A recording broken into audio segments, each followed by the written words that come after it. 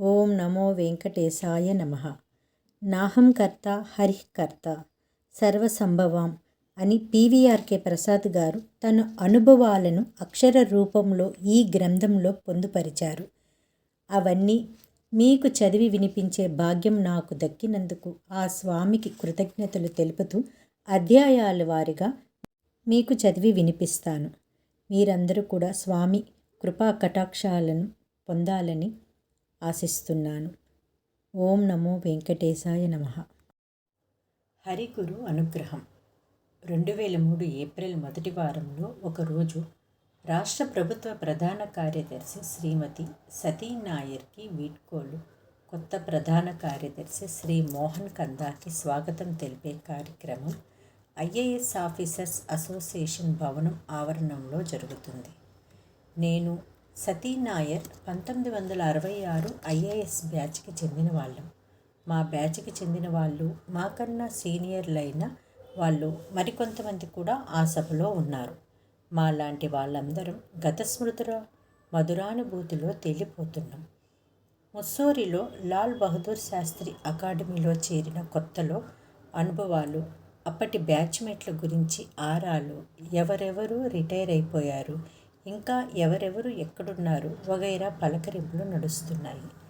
వీడ్కోలు ప్రసంగాలకి జవాబిచ్చేటప్పుడు శ్రీమతి సతీ నాయర్ కూడా మిగతా సీనియర్స్ లాగే 37 సంవత్సరాలు వెనక్కి వెళ్ళిపోయింది. ముస్సోరిలో ట్రైనింగ్ రోజుల్లో ఉండే కొత్తగా ఐఏఎస్లో చేరినప్పుడు కలిగే ఆనందం, ఉత్సాహం, బ్యాచ్మేట్ల కుర్రతనం, చేష్టలు వగైరా తలుచుకుంటూ ఆమె నా వంక చూసింది. ఒక ఛాందస మధ్వ బ్రాహ్మణుడి అవతారంలో నన్ను చూస్తూనే, ఆ రోజుల్లో ప్రసాద్ ఇలా యోగి పొంగవుడిలా ఉండేవాడు కాదు, ఈయన్ని ఇలా ఎప్పటికైనా చూస్తామని కూడా మేము ఎప్పుడూ అనుకోలేదు అంటూ ఆమె ఓ చెనుకు విసిరింది. అప్పటి ప్రసాద్ గురించి తెలుసున్న వాళ్ళు నవ్వారు, నేను నవ్వుకున్నాను. ఆ రాత్రంతా నా రూమ్మేట్ శరత్ కపిల తాగుతూనే ఉన్నాడు.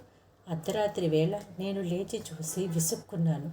శరత్ ఇలా తాగటం ఏమీ బాగాలేదు, లైట్లు ఆర్పేసి పడుకో. శరత్ నా వంక జాలిగా ఓ చూపు చూశాడు.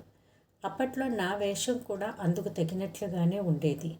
తిరుపతి గుండు, ఢిల్లీలో శరత్ ఎప్పుడూ విని ఉండని దక్షిణాది గ్రామీణ నేపథ్యం, సరైన ఉచ్చారణ లేని వచ్చిరాని హిందీ భాష, వాడేమో ఆధునికత ఉట్టిపడే సెయింట్ స్టీఫెన్స్ ఢిల్లీ నుంచి వచ్చినవాడు.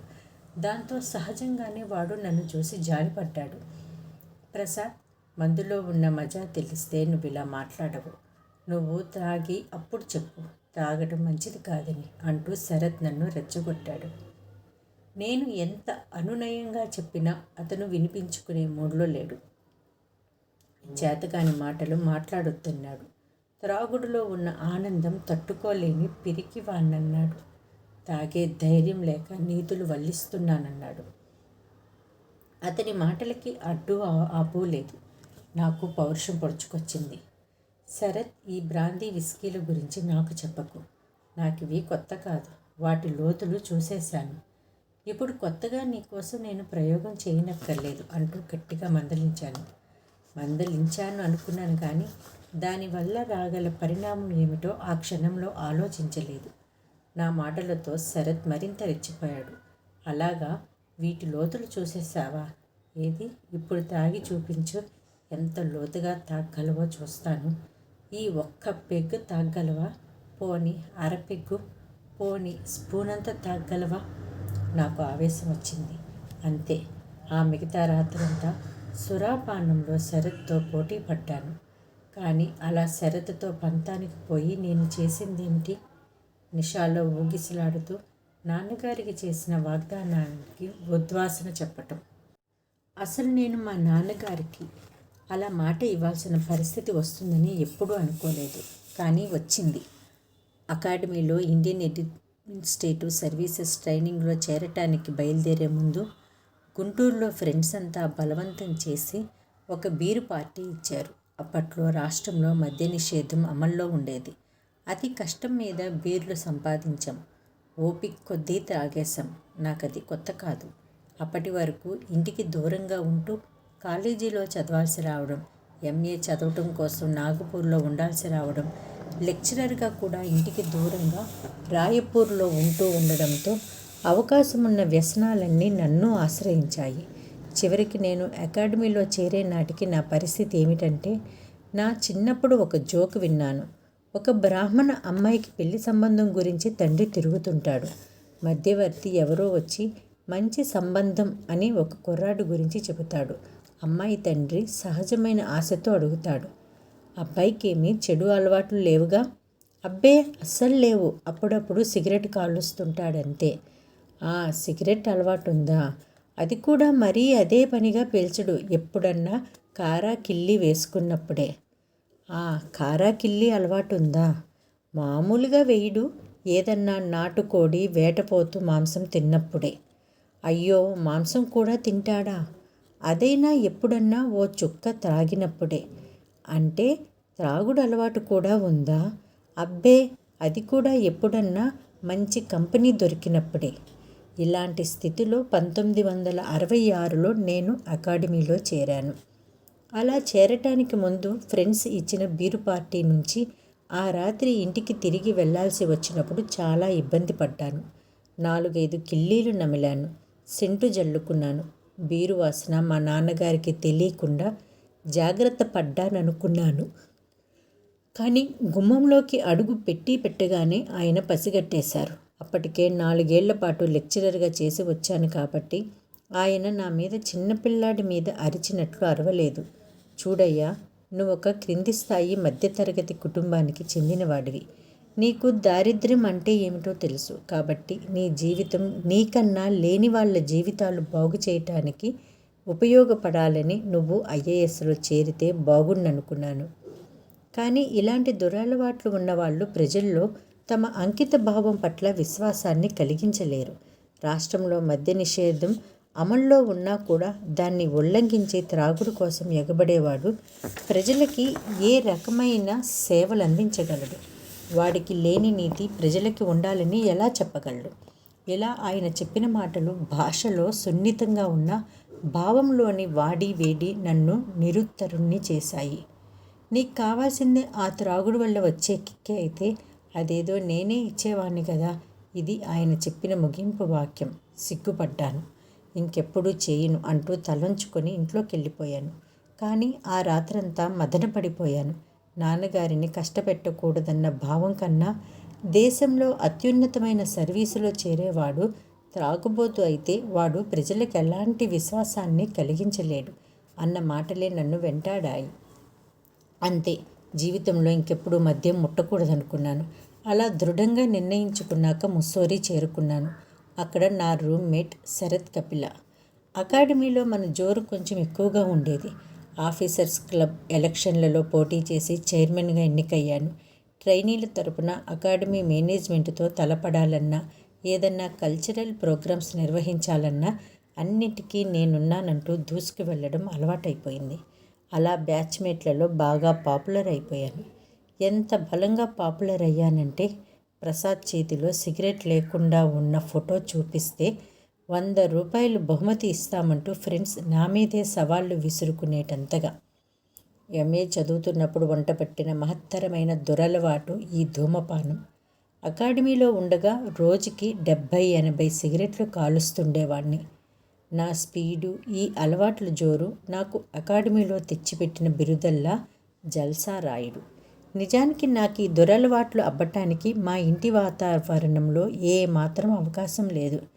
సనాతన మధ్వ బ్రాహ్మణ కుటుంబంలో ఉండే ఆచార సాంప్రదాయాల మధ్య పెరిగాను. అమ్మ సుభద్రాదేవి గౌడీయ మఠం భక్తి మార్గంలో మునిగి ఉండేది. నాకున్న ఏకైక తమ్ముడు విక్రమ్కి ఇప్పుడు ఆర్మీలో కల్నల్. ఇప్పటికీ స్మోకింగ్, డ్రింకింగ్, మాంసాహారం అలవాట్లు లేవు. నా ప్రారబ్ధం, నా మీద నా కాలేజీ చదువు, పరిసరాల ప్రభావం అలాంటిది. అంటే నాకు అసలు దైవచింతన లేదని కాదు. ఏదో ప్రొద్దున స్నానం చేశాక ఒక మినీ ప్రార్థన చేసేసి ఆనవాయితీ ప్రకారం నమస్కారం పెట్టేసుకుని వచ్చేయటం వరకు విధిగా చేసేవాణ్ణి. పరీక్షలు పాస్ అయితే గుడికెళ్ళి ఒక కొబ్బరికాయ కొట్టొచ్చేవాణ్ణి. ఐఏఎస్కి ఎంపికైనప్పుడు తిరుపతికి వెళ్ళి శ్రీనివాసుడికి తల నీలాలు ఇచ్చేసి అలాగే గుండుతో వెళ్ళి అకాడమీలో చేరిపోయాను. అంతవరకే నా భక్తి. అలా దేవుడికి నమస్కారాలు పెట్టే అలవాటు నా ఇతర దురలవాట్లని అరికట్టలేకపోయింది. ముస్సోరీలో ట్రైనింగ్ పూర్తయి పశ్చిమ గోదావరి జిల్లాలో అసిస్టెంట్ కలెక్టర్గా ట్రైనింగ్లో ఉన్నప్పుడు అప్పటి జిల్లా జడ్జి గారి పుణ్యమా అని చతుర్ముఖ పారాయణం కూడా అబ్బింది. అసిస్టెంట్ కలెక్టర్ ట్రైనింగ్లో జ్యుడిషియల్ ట్రైనింగ్ కూడా ఒక భాగం. ఆ భాగం పూర్తి చేసినట్లు సర్టిఫికెట్ ఇచ్చేది జిల్లా జడ్జి. ఆయన రమ్మీ ప్రియుడు, కానీ క్లబ్లో ఆడడు. అందుకని సన్నిహితులైన వాళ్ళని పిలుచుకొని ఇంటి దగ్గరే పారాయణం సాగించేవాడు. నువ్వు రమ్మీ నేర్చుకోకపోతే నీకు సర్టిఫికెట్ ఇవ్వనయ్యా అనేవాడు. ఆయన జోకుగానే అన్నా 2 సార్లు అనిపించుకున్నాక నేనే ఆయన బంగ్లాకి వెళ్ళి ఆయన దగ్గరే రమ్మీ నేర్చుకొని ఆయనతోనే ఆడటం మొదలుపెట్టాను. అలా మనకున్న గొప్ప గుణాల్లోకి ఈ పేకాట కూడా చేరిపోయింది. దాంతో నేను భువనగిరి సబ్ కలెక్టర్గా ఉండగా అర్ధాంగిగా నా జీవితంలోకి ప్రవేశించిన గోపిక నా ఈ కళ్ళను చూసి బిత్తరపోయింది. ఆమె మాకన్నా మరింత సాంప్రదాయబద్ధంగా ఉండే మధ్వ బ్రాహ్మణ కుటుంబంలోంచి వచ్చి ఉండటంతో ఈ సకల కళా వల్లభుడి లక్షణాలకి తట్టుకోలేకపోయింది. తన అసంతృప్తిని ఆమె రకరకాలుగా వ్యక్తం చేస్తూ వచ్చిన నలుగురు కలిసే ఫంక్షన్స్లో నాకన్నా సీనియర్స్గా కూడా ఇలాగే స్మోక్ పైపులు, సిగార్లు, విస్కీ పెగ్లు ఆభరణాలుగా మోస్తూ తిరుగుతుంటే చూసి బహుశా ఈ ఉద్యోగాల్లో ఇలాగే ఉండాలి కాబోలు అనుకొని అయిష్టంగా రాజీ పడుతూ వచ్చింది. నన్ను మార్చే ప్రయత్నంలో ఆమె ఎంతవరకు విజయం సాధించిందో ఏమో కానీ నేను మాత్రం ఆమెకి రమ్మీ నేర్పేశాను. అదే పరిస్థితుల్లో భువనగిరి తర్వాత నల్గొండలో స్మాల్ ఫార్మర్స్ డెవలప్మెంట్ ఏజెన్సీలోను, అక్కడి నుంచి అప్పటి ముఖ్యమంత్రి పివి నరసింహారావు గారి దగ్గర సెక్రటరీగాను, దాని తర్వాత షుగర్స్లోను 3 ఏళ్ల పాటు ఖమ్మం జిల్లా కలెక్టర్గాను పనిచేశాను.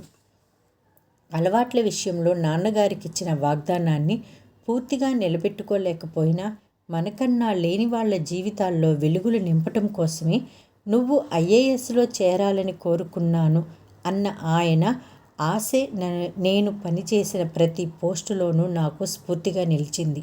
ఆ స్ఫూర్తే నాకు కొన్ని కీలకమైన పోస్టుల్లో పనిచేసే అవకాశం కూడా కల్పించింది. అలాంటి వాటిల్లో ఒకటి ముఖ్యమంత్రి దగ్గర పనిచేయటం. సన్నకారు రైతుల అభివృద్ధి సంస్థ SFDA ప్రాజెక్ట్ ఆఫీసర్గా ఉండగా ఒకరోజు కలెక్టర్ అకస్మాత్తుగా ఫోన్ చేసి ముఖ్యమంత్రి పివి నరసింహారావు గారు నన్ను తక్షణం రమ్మంటున్నారని, వెంటనే హైదరాబాద్ వెళ్ళాలని ఆదేశించారు. ముఖ్యమంత్రి నన్ను ఎందుకు రమ్మంటున్నారో ఆయనకి తెలీదు, నాకు తెలీదు. నేను అయోమయంలో పడిపోయాను. ఏదన్నా నేరం చేశానా? రాజకీయంగా ఎవరన్నా ముఖ్యమంత్రి అనుయాయులకి అసంతృప్తి కలిగించానా? ముఖ్యమంత్రికి వ్యతిరేకంగా ఎక్కడన్నా మాట్లాడానా? చాలా డీలా పడిపోయాను. కలెక్టర్ నాకంటే అయోమయంలో ఉన్నాడు. SFDA ప్రాజెక్ట్ ఆఫీసర్ అంటే ఒక డిప్యూటీ సెక్రటరీ కంటే క్రింది స్థాయి పోస్టు.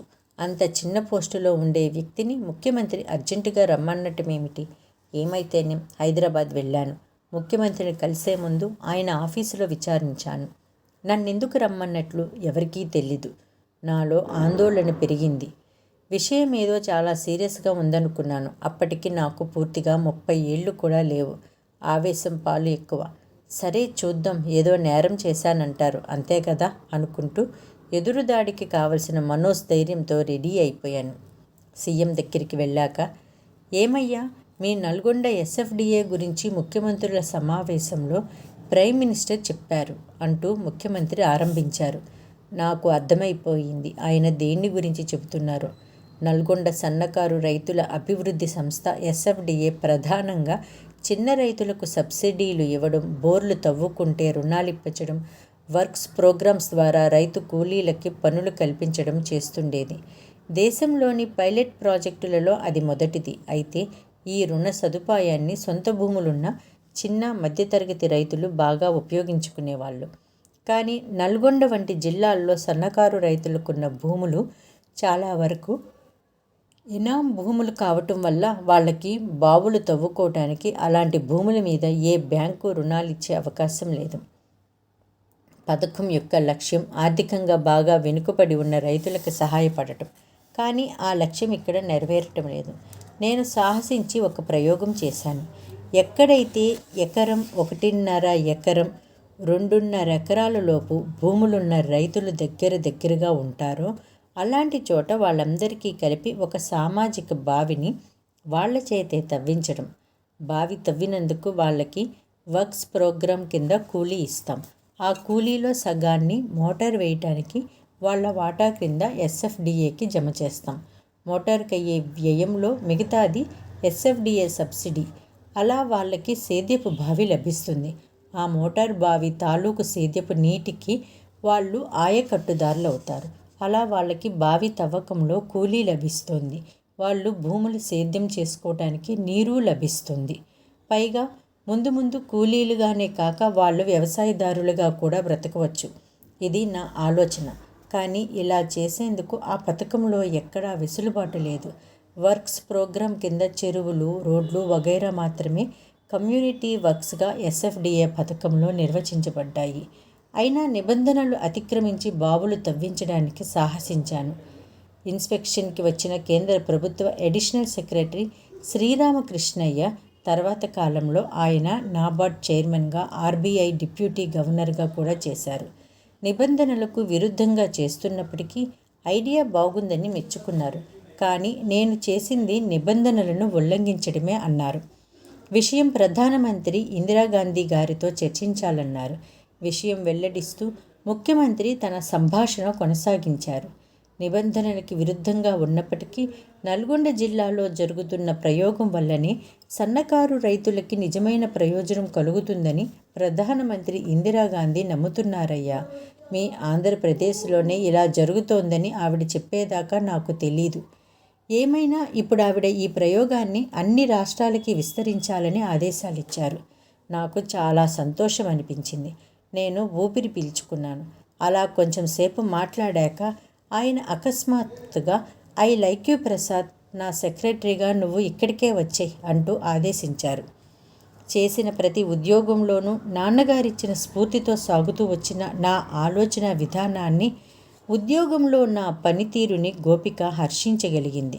కానీ నా అలవాట్లని ఏ మాత్రం అప్పటికవి తగ్గుముఖం పట్టినప్పటికీ ఆమోదించలేకపోయింది. ఆ నేపథ్యంలో 37 ఏళ్ల వయసులో నేను తిరుమల తిరుపతి దేవస్థానాల ఎగ్జిక్యూటివ్ ఆఫీసర్గా 1978లో బాధ్యతలు స్వీకరించాను. భువనగిరి నాటికి TTDలో చేరే నాటికి నాలో వచ్చిన ప్రధానమైన తేడా ధూమపానం నాకు విడాకులిచ్చేయడం. అదో ప్రత్యేక వింత. భువనగిరిలో సబ్ కలెక్టర్గా ఉన్నప్పుడు ఓ అర్ధరాత్రి ఒక అర్జెంట్ మెసేజ్ వచ్చింది. హైదరాబాదు నుండి నల్గొండ జిల్లాలో స్వగ్రామానికి వెళ్ళిన ఒక డిప్యూటీ కలెక్టర్ని నక్సలైట్లు నరికి చంపేశారు. ఆ డిప్యూటీ కలెక్టర్ డ్రైవర్ పరిగెత్తుకుంటూ భువనగిరి వచ్చి నాకు చెప్పాడు. నేను ఉరుకులు పరుగుల మీద DSPని తీసుకొని ఆ అర్ధరాత్రిలో స్పాట్కి పరిగెత్తాను. జరగాల్సిన తతంగం పూర్తయ్యాక ఆ శవాన్ని పంపించే ఏర్పాటు చేస్తుండగానే నక్సలైట్ల సంచారం గురించి సమాచారం వచ్చింది.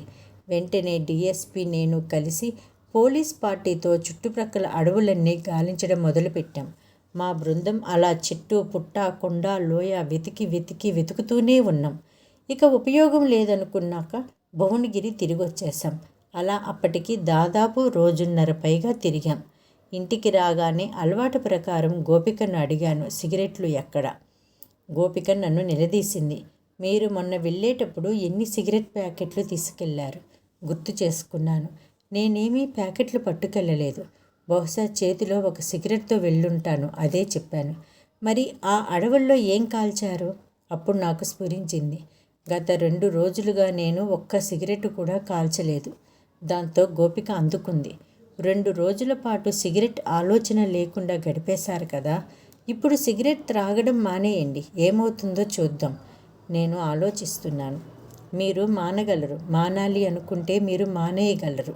సిగరెట్లు అదే పనిగా త్రాగటం వల్ల వచ్చే ఆనందం ఎంతో, అది తాగకపోయినా అంతే ఆనందం ఉంటుందని ఈ 2 రోజుల్లో చూశారు కదా. అదే పనిగా ఆ పొగ పీల్చి ఆరోగ్యం పాడు చేసుకోవటం ఎందుకు? మీరు గట్టిగా అనుకుంటే మానేయగలరు. ఆ శక్తి మీకుంది. నా మనోబలం మీద ఆమె వేసిన బాణం పనిచేసింది. నేను ఆ రోజు నుంచి సిగరెట్లు మానేశాను. అలా ఒక్క ధూమపాన రహిత ప్రసాద్ టీటీడీ ఎగ్జిక్యూటివ్ ఆఫీసర్గా బాధ్యతలు స్వీకరించాడు. అంత మాత్రాన మిగతా వాసనలు వదులుతాయా?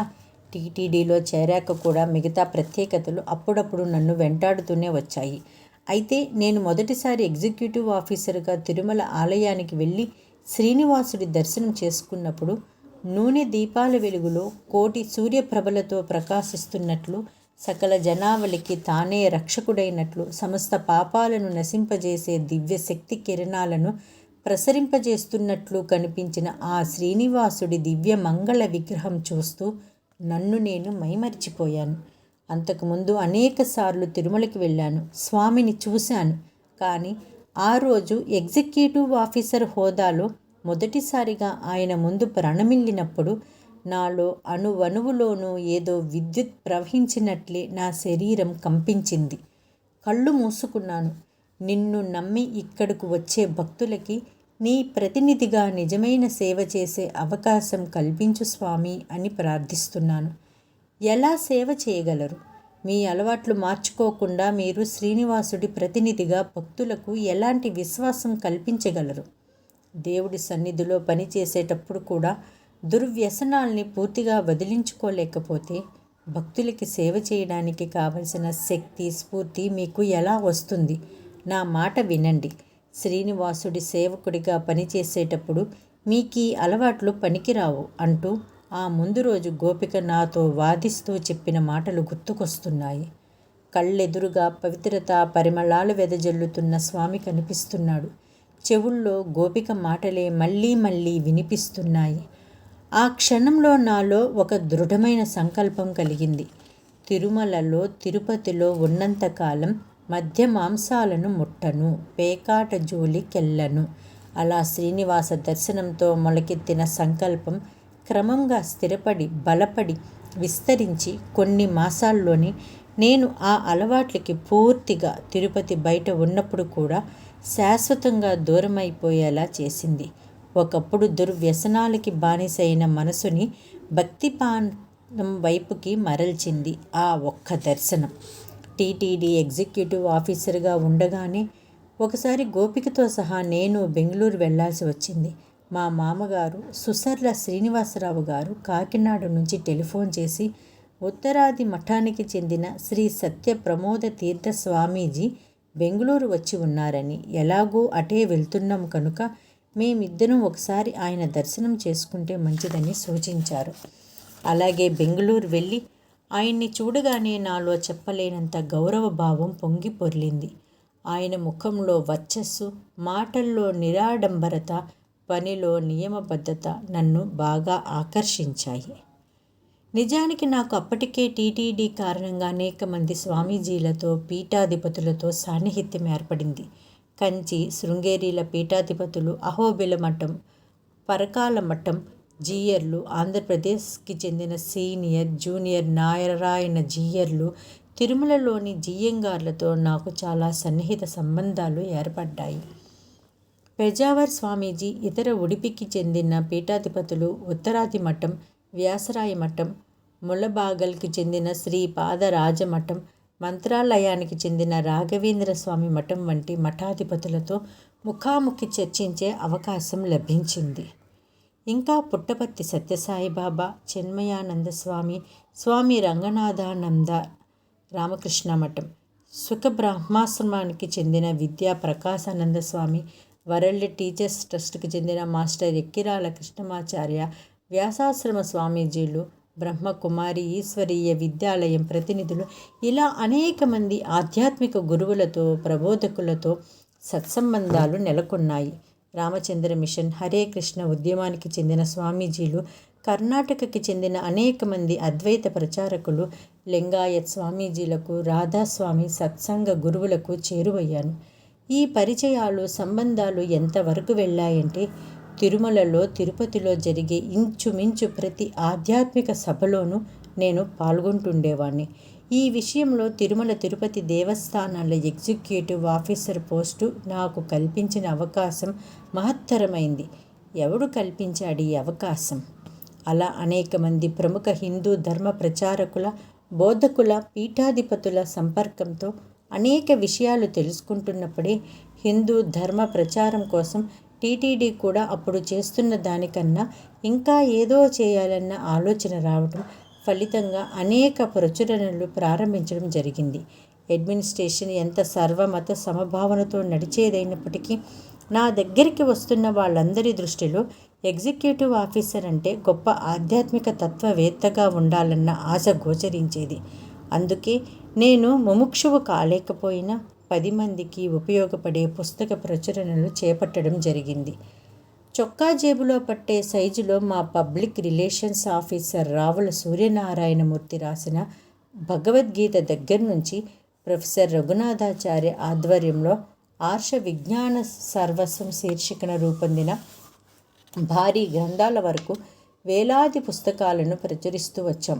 పిల్లలను భక్తి మార్గంలోకి మళ్లించడం కోసం బాలభారతి శీర్షికన పురాణ గాథల పుస్తకాలు, గృహస్థులు ఆచరించాల్సిన తెలుసుకోవలసిన విషయాల మీద పుస్తకాలు, సీనియర్ సిటిజన్స్కి ఉపకరించే వేదాంత తత్వ బోధనల పుస్తకాలు, ఇలా అనేక కేటగిరీల్లో పుస్తకాలు ముద్రించాం. వేదాలను కూడా తెలుగులో ప్రచురింపజేశాం. ఆడియో రికార్డింగ్ చేయించాం. అదొక మహోద్యమంలా సాగింది. ఆ ఆధ్యాత్మిక సాహితీ ప్రచురణ యజ్ఞంలో జంధ్యాల పాపయ్య శాస్త్రి, కరుణశ్రీ సరస్వతి పుట్టపర్తి నారాయణాచార్యులు, మహాపండితులు మల్లాది చంద్రశేఖర శాస్త్రి, శ్రీ భాష్యం అప్పలాచార్య, నండూరి రామకృష్ణమాచార్య, బాలాంతరపు రజనీకాంతరావు, రాణి నరసింహశాస్త్రి, పన్నాల రాధాకృష్ణ శర్మ, డాక్టర్ ఆర్క సోమయాజీ, ఉషశ్రీ, సముద్రాల లక్ష్మయ్య, రామ్మూర్తి శర్మ, ప్రొఫెసర్ రామరాజు, వడ్లమూడి గోపాలకృష్ణయ్య, ఎన్సివి కృష్ణమాచార్యులు వంటి అనేక మంది భాషా కోవిదుల ప్రజ్ఞా పాఠవాలు ఆజ్యంలా పనిచేశాయి. వీళ్ళందరికీ సమన్వయకర్తగా రఘునాథాచార్య వ్యవహరించేవారు. ఈ ఉద్యమంతో భక్తి రసమయ సాహిత్యం ప్రచారంలోకి వెళ్ళింది. మార్కెటింగ్ అద్భుతంగా జరిగింది. బాలభారతి పుస్తకాలైతే మళ్ళీ మళ్ళీ ప్రచురించాల్సి వచ్చింది. గోదావరి, కృష్ణా పుష్కరాల్లో ఈ పుస్తకాల కాపీలు లక్షలాదిగా ప్రజల్లోకి పంపిణీ అయ్యాయి. ఈ సాహిత్యం రాష్ట్రంలో మూల మూలలకి చొచ్చుకుపోవటంతో ఈ ఎగ్జిక్యూటివ్ ఆఫీసర్ ఎవరో పరమహంసలా ఉన్నాడు అని నలుగురు అపోహపడే పరిస్థితి ఏర్పడింది. అప్పుడే నాకు ఈ ప్రశ్న ఉదయించింది. ఇంత ఆధ్యాత్మిక సాహిత్యాన్ని ప్రచారం చేస్తున్నాను, హిందూ ధర్మం గురించి ప్రజల్లోకి తీసుకువెళ్తున్నాను, ఇంతమంది పీఠాధిపతులతో, మఠాధిపతులతో, స్వామీజీలతో అనేక ధార్మిక విషయాల మీద చర్చిస్తున్నాను. కానీ ఇంతకీ ఒక వ్యక్తిగా నేను ఆచరించాల్సిన ఆధ్యాత్మిక ధర్మం ఏది? ఈ ప్రశ్నే ఒకరోజు ఆలయంలో ఒక ఆర్జిత సేవలో ఉండగా శ్రీనివాసుని అడిగాను. నేను ఆచరించాల్సిన ధర్మం ఏది? నాకు ఎవరు చెప్తారు? ఎప్పుడు చెబుతారు? ఆ స్వామి ఎప్పటిలాగే ఉలకలేదు, పలకలేదు. కానీ అక్కడి నుంచి ఇంటికి రాగానే మా మామగారి ఫోన్ కాల్, బెంగుళూరులో శ్రీ సత్యప్రమోద తీర్థ స్వామీజీ గురించి. అదిగో అలా జరిగింది నేను శ్రీ సత్యప్రమోద తీర్థ స్వామీజీని దర్శించడం. ఆ తేజోమూర్తిని చూస్తున్నప్పుడే నాలో అనిర్వచనీయమైన గురుభక్తి పొంగుకొచ్చింది. అత్యంత వినమ్రంగా ఆయన ఆశీస్సుల కోసం చూస్తున్నాను.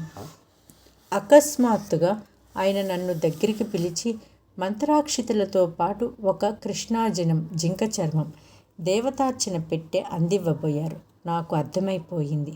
దేవతార్చన పెట్టె ఇస్తున్నారు అంటే నేను నిత్య దేవతార్చన చేయాలన్నమాట. మామూలుగానే రోజుకొక్కసారైనా గాయత్రి జపం చేసే అలవాటు లేని నేను ఈ నిత్య దేవతార్చన ఎలా చేయగలను?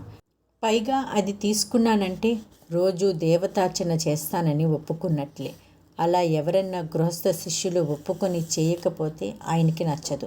ఆయన ఏ శిష్యుడింటికైనా ఎప్పుడైనా అకస్మాత్తుగా వెళ్ళి చూసి అర్చన జరగటం లేదంటే శాలిగ్రామం, విగ్రహాలతో సహా ఆ పెట్టె తీసుకువెళ్ళిపోతారని ప్రతీతి. మరి నాకు ఆ పూజల అలవాటు లేదు. కొత్తగా మొదలెడదామన్న ఆసక్తి లేదు. ఎలా?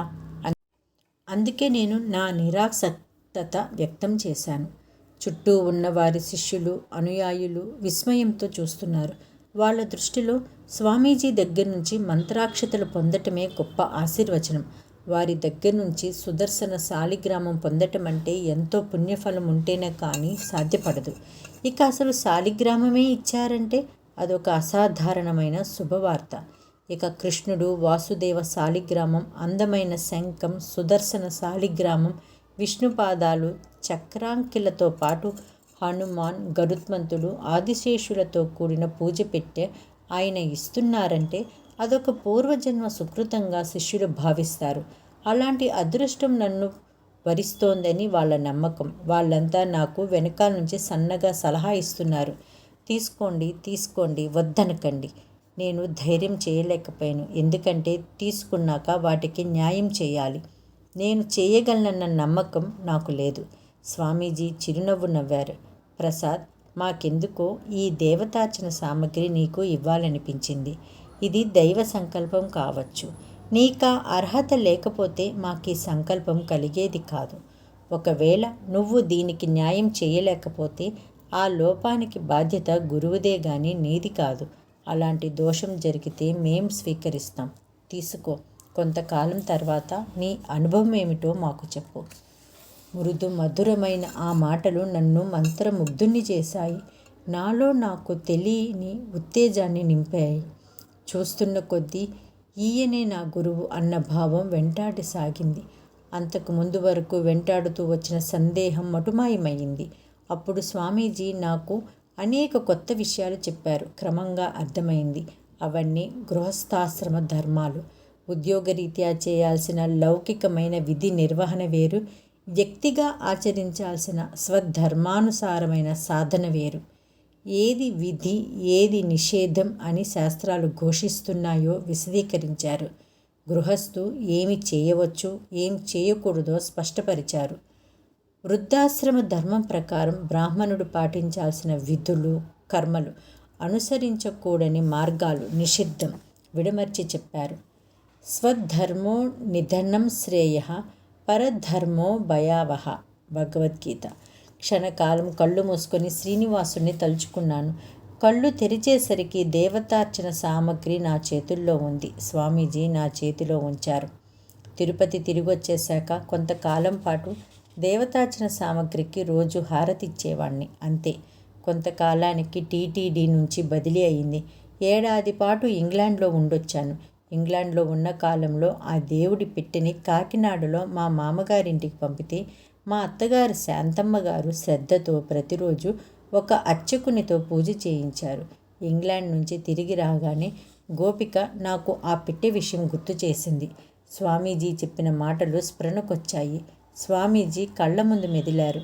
నీవు నిత్య దేవతార్చన చేయలేకపోతే ఆ దోషాన్ని గురువుగా మేం స్వీకరిస్తాం అన్న మాటలు పదే పదే చెవుల్లో వినిపిస్తున్నాయి. వెనక్కి తిరిగి సమీక్షించుకున్నాను. నేను శ్రీనివాసుణ్ణి ఏం కోరుకుంటే ఇలా జరిగిందో నెమరు వేసుకున్నాను. అంతే. ఇక ఆలస్యం చేయలేదు. ఆ రోజు నుంచి ఇప్పటికి దాదాపు 20 సంవత్సరాలు గురువు బోధించిన విధి నిషేధాలను, గృహస్థాశ్రమ ధర్మాలను ఆచరణలో పెట్టడానికి శక్తి వంచన లేకుండా సాధన చేస్తూనే ఉన్నాను. దేవతార్చన, సంధ్యావందనం, దైవచింతన, భక్తి జ్ఞాన సముపార్జన పట్ల జిజ్ఞాస, ఇవన్నీ గురు ఆశీర్వాద బలంతో, నా భార్య గోపిక సహకారంతో సాగుతున్న నా జీవన విధానం. గురు శ్రీ సత్య ప్రమోద తీర్థస్వామి ఆశీర్వచన ఫలితంగా మొదట్లో గాయత్రీ జపం, సంక్షిప్త దేవతార్చనతో ప్రారంభమైన నా అనుష్ఠాన కర్మ క్రమంగా నాలో ఈ వైదిక ధర్మం పట్ల ఆసక్తిని పెంచింది. గత 20 ఏళ్లలో అనేక మంది స్వామీజీల ఆశీస్సులు కొత్త కొత్త రూపాల్లో నాకు లభించాయి. ఢిల్లీలో ప్రధానమంత్రి పివి నరసింహారావు గారి దగ్గర మీడియా సలహాదారుగా పనిచేసే రోజుల్లో పెజావర్ మఠానికి చెందిన శ్రీ విశ్వేశతీర్థ స్వామీజీ బద్రీనాథ్ నుండి తెచ్చిన అత్యంత అరుదైన ఒక వ్యాస శాలిగ్రామం బహూకరించారు. ఆ శాలిగ్రామానికి పూజ చేయటం ఆరంభించిన కొద్ది రోజులకే హైదరాబాద్ బదిలీ కావటం, అనునిత్యం పండిట్ శ్రీ నాగేంద్ర ప్రసాద్ గారి వద్ద శాస్త్ర పఠనం ద్వారా జ్ఞాన సముపార్జన యత్నం ఆరంభించడం జరిగింది.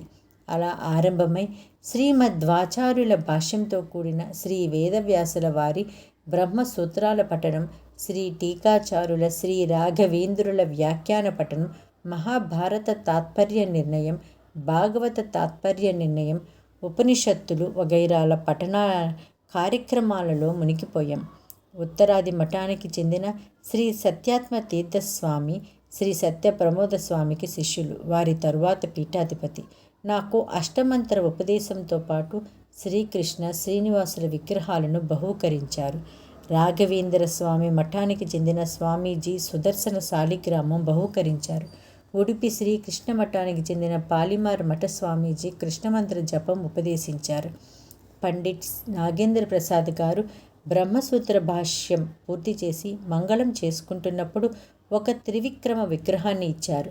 పండిట్ వ్యాసకరే ప్రభంజనాచారి గారు శ్రీ విష్ణుతత్వ వినిర్ణయం పాఠం చెప్పి ఒక సింసుమార విగ్రహాన్ని ఇచ్చారు. వీటికి తోడు సంధ్యావందనం, మంత్రజపం, దేవతార్చన, బ్రహ్మయజ్ఞం, నైవేద్యం, వైశ్వదేవ హోమం, హస్తోదకం, బలిహరణం ఇవన్నీ మా నాన్నగారు కాలం చేసే నాటికే 1997లో 2.5 గంటల పాటు సాగే నా నిత్య కార్యక్రమంలో భాగమైపోయాయి. గృహస్థాశ్రమ ధర్మాన్ని పాటిస్తూ, గురువులు బోధించిన విధుల్ని ఆచరిస్తూ, అందులో భాగంగా ఏకాదశి నాడు నిర్జల ఉపవాస దీక్ష, ఏడాదికి 4 మాసాలు చాతుర్మాస దీక్ష అవలంబిస్తూ జీవితం గడపటానికి నేను, నా భార్య అలవాటు పడిపోయాం.